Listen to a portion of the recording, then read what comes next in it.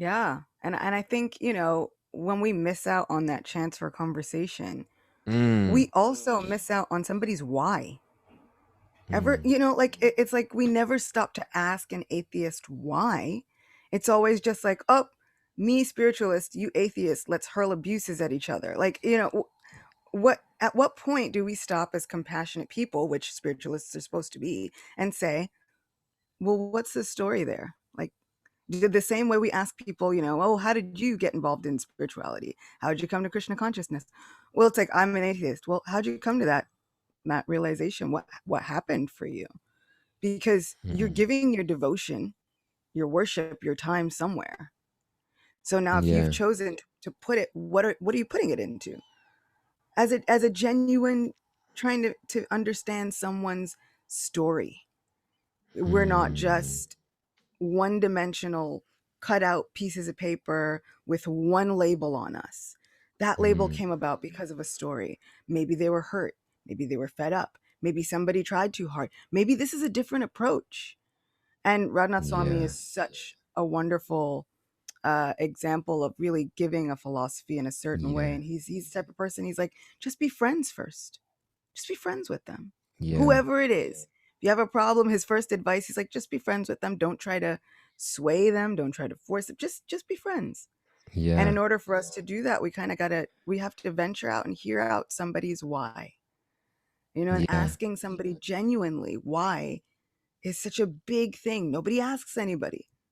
Nobody's like, how are you actually? Everybody's still on the rail. We good? Anybody freaking out? No. But how are we actually? And it's mm, like, oh, I'm an atheist. Or, oh no, I couldn't do that. I'm totally on meat. And I'm like, well, what happened? Like, how'd you get there? yeah. I was thinking how I love the idea of knowing people's stories and labels. And um, from what you were saying just now, because we love stories and we love to, but we sometimes create our own stories without taking the time to get somebody else. It's almost like I'd rather put you in my own story version of who you are than take the time to get to know yours actually. And are a way of, labels in some ways are an excuse not to get to know someone's story.